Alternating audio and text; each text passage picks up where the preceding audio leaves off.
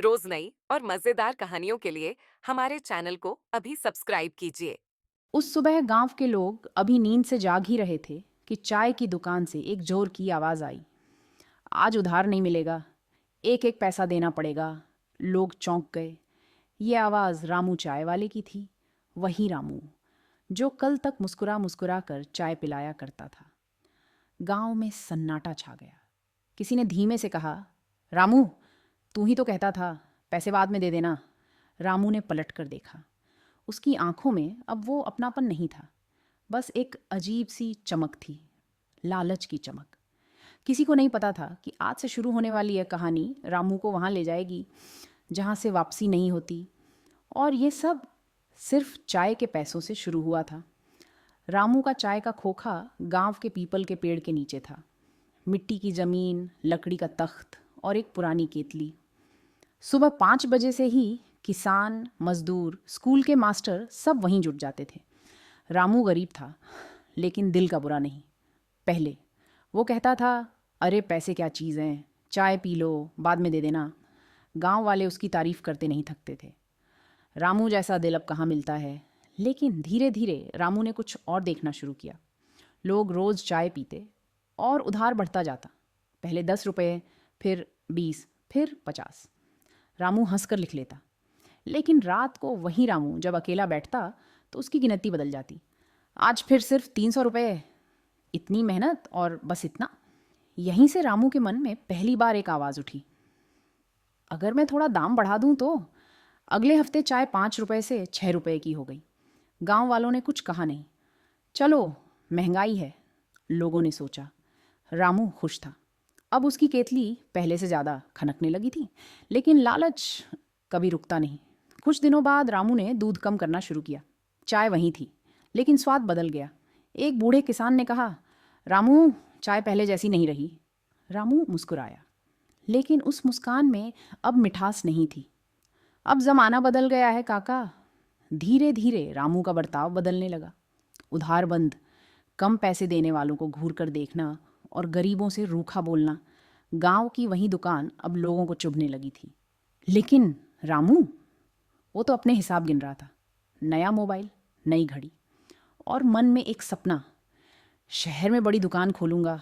उसे नहीं पता था कि लालच जब आंखों पर पट्टी बांध देता है तो रास्ता दिखाई देना बंद हो जाता है। एक दिन गांव में एक अनजान आदमी आया। साफ कपड़े, महंगे जूते और मीठी जुबान। उसने रामू से चाय पी और कहा, भाई, तुम्हारा बिजनेस अच्छा है, मैं मदद कर सकता हूँ पैसे दोगुना करने में। रामू की आंखें चमक उठीं। यही वो पल था जहाँ से रामू की जिंदगी धीरे धीरे ढलान पर जाने लगी। उस अनजान आदमी का नाम था मोहनलाल। वो खुद को शहर का व्यापारी बताता था। उसकी बातें इतनी मीठी थीं कि रामू को लगा जैसे उसकी किस्मत खुद चलकर चाय की दुकान तक आ गई हो। मोहनलाल ने कहा, देखो रामू, तुम्हारी दुकान में दम है। अगर तुम चाहो तो मैं तुम्हें शहर की लाइन में ला सकता हूँ। रामू ने पहली बार अपने छोटे से खोखे को छोटा महसूस किया। उस रात रामू देर तक सो नहीं पाया। उसके कानों में बस एक ही आवाज़ गूंज रही थी, पैसे दोगुना, बड़ा बिजनेस, शहर। अगले दिन से रामू और बदल गया। अब वो सुबह से पहले दुकान खोलता और देर रात तक बंद नहीं करता। उसने चाय के साथ बिस्कुट और नमकीन जोड़ दी, लेकिन दाम पहले से कहीं ज़्यादा। गांव के गरीब मजदूर अब दूर से दुकान देखते और बिना रुके आगे बढ़ जाते। रामू देखता, लेकिन उसका दिल नहीं पसीजता। उसके मन में अब सिर्फ एक बात थी, जो दे सकता है वहीं पिए। कुछ ही दिनों में मोहनलाल फिर आया, इस बार एक कागज़ लेकर। बस यहाँ अंगूठा लगा दो, उसने कहा, मैं निवेश कर रहा हूँ। रामू पढ़ नहीं सकता था, लेकिन लालच पढ़ने नहीं देता। उसने अंगूठा लगा दिया। उसी पल गांव की हवा कुछ भारी हो गई। धीरे धीरे रामू के पैसे बढ़ने लगे, लेकिन साथ ही उसकी परेशानी भी। मोहनलाल हर हफ्ते हिसाब मांगता। नफ़ा कम हुआ तो ताने देता। रामू पहली बार डरने लगा। अब वो और ज़्यादा कंजूसी करने लगा। दूध और कम, पानी और ज़्यादा। गांव वाले अब खुलकर शिकायत करने लगे। एक दिन गांव के स्कूल मास्टर ने कहा, रामू, तू अब चाय नहीं, जहर बेच रहा है। रामू तिलमिला गया। मत पीजिए फिर, उसने चिल्लाकर कहा। वो पल पूरे गांव ने देखा। उसी दिन अधिकतर लोगों ने उसकी दुकान पर आना बंद कर दिया। अब चाय की केतली पूरी भरती लेकिन खाली नहीं होती। रामू बेचैन रहने लगा। मोहनलाल का दबाव बढ़ता गया। पैसे कहाँ हैं? हिसाब पूरा क्यों नहीं? रामू पहली बार अपनी ही दुकान से डरने लगा। एक शाम तेज बारिश हुई, गांव की बिजली चली गई। रामू अकेला बैठा था। तभी एक बूढ़ी औरत भीगती हुई आई। बेटा, एक चाय मिल जाएगी? उसकी आवाज़ कांप रही थी। रामू ने देखा, वही बूढ़ी औरत जो पहले उसे बेटे जैसा मानती थी। रामू बोला, पैसे हैं?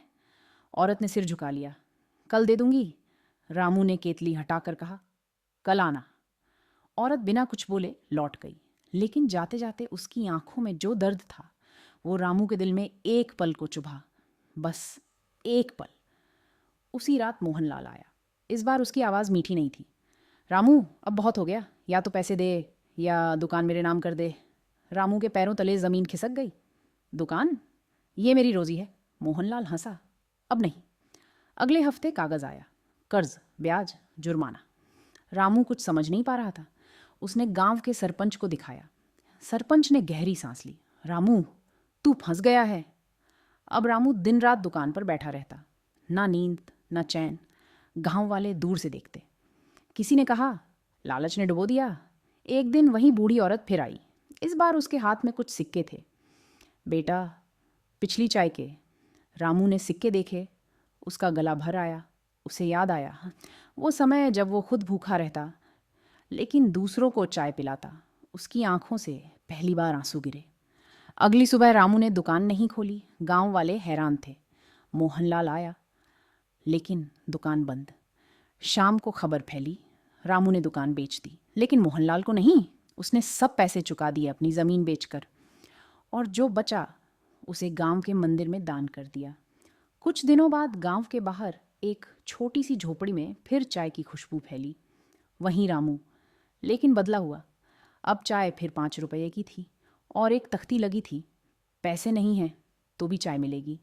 गांव वाले लौट आए। रामू मुस्कुराता था। अब उस मुस्कान में लालच नहीं था, बस सुकून था।